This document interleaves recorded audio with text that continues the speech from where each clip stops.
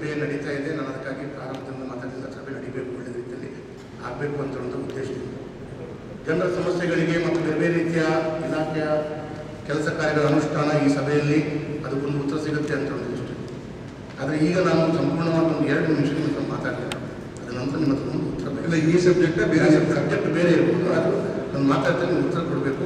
ನಂದೇನದಲ್ಲಿ ನಿಮಗೆ ಸಭೆ ಹಾಳಾಗಬೇಕು ಅಂತ ಒಂದು ಉದ್ದೇಶ. ಸರ್ ತುಂಬ ಸಬ್ಜೆಕ್ಟ್ ಇದೆ ಸರ್, ನಮಗೆ ಅದರ ಪ್ರಕಾರ ಹೋಗಲಿ, ಬೇರೆ ನಮಗೂ ಮಾತಾಡಲಿಕ್ಕೆ ಇದೆ. ಅದೇ ಮಾತಾಡಿ, ಬೇರೆ ಸಬ್ಜೆಕ್ಟ್ ಅದೇ ಹಾಗಾದರೆ ಅಜೆಂಡಾ ಪ್ರಕಾರ ನಾನು ಮಾತ್ರ ಕಾಯ್ತಾ ಇದ್ದೇವೆ.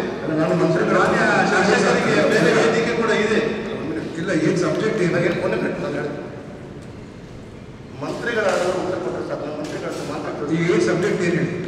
ಈಗ ಮೊನ್ನೆ ಒಂದು ನಡೆದಂಥ ಘಟನೆಗೆ ನಿಮ್ಮ ಈ ಜಿಲ್ಲಾಡಳಿತದಲ್ಲಿ ಅಧಿಕೃತವಾಗಿ ನಿಮ್ಮ ಹೆಸರು ಮತ್ತು ಸ್ಪೀಕರ್ ಅವರ ಹೆಸರು ಹಾಕಿಕೊಂಡು ಒಂದು ಆಮಂತ್ರಣ ಪತ್ರಿಕೆಯನ್ನು ನನ್ನ ಹತ್ರ ಕಳಿಸ್ಕೊಟ್ಟ ನಂತರ ಯಾರೋ ಅಟೆಂಡರ್ ಬಂದು ನನ್ನ ಆಫೀಸಿಗೆ ನಂದು ಕೊಡ್ತಾರೆ.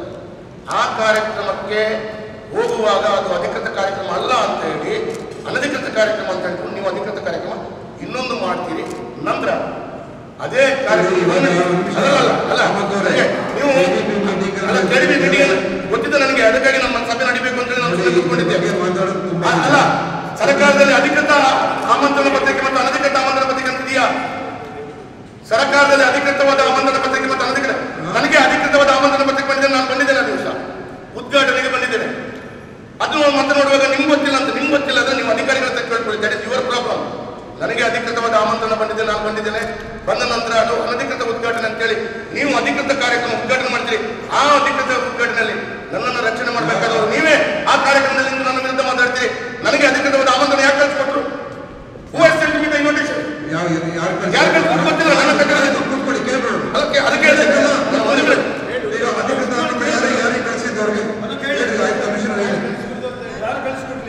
ಕಮಿಷನರ್ ಹೇಳಿ. ನಾನು ಸ್ವತಃ ನನ್ನ ಸಿಬ್ಬಂದಿ ವರ್ಗದ ನಮ್ಮ ಅಧ್ಯಕ್ಷರಿಗೆ ಆಮಂತ್ರಣ ಪ್ರಮಾಣ ಪತ್ರವನ್ನು ಕಳಿಸ್ಬಿಟ್ಟು ಸ್ವೀಕೃತಿ ಸಹ ಕೊಡ್ತೀವಿ. ಮತ್ತೆ ಮಧ್ಯಾಹ್ನ ಇಲ್ಲ ಹೇಳುದು ಮೊದಲನೇ ಪ್ರೋಗ್ರಾಮ್ಗೆ ಅಧಿಕೃತ ಆಮಂತ್ರಣ ಬಂದಿತ್ತು ಅಂತ ಫಸ್ಟ್ ನನ್ನ ಹತ್ರ ಇನ್ವಿಟೇಷನ್ ಇದ್ದದನ್ನು ನಾನು ಮತ್ತೆ ನಿಮಿಷ ಅವರಿಗೆ ಅಧಿಕೃತವಾಗಿ ಒಂದು ಕೆಲಸ ಮಾಡಿ, ಜಿಲ್ಲಾಡಳಿತ ಮಹಾನಗರ ಪಾಲಿಕೆಯಿಂದ ಪ್ರಿಂಟ್ ಆದ ಇನ್ವಿಟೇಷನ್ ಯಾರ್ಯಾರು ಪ್ರಿಂಟ್ ಮಾಡ್ಕೊಂಡಿದ್ರೆ ಅದಕ್ಕೆ ಅಲ್ಲ, ನೀವು ಹೀಗೆ ನೀವು ಅದನ್ನು ನಂತರ ಕೇಳ್ಬೋದಿತ್ತಲ್ಲ. ಅಲ್ಲ, ಒಂದು ಮಿನಿಟ್ಗೆ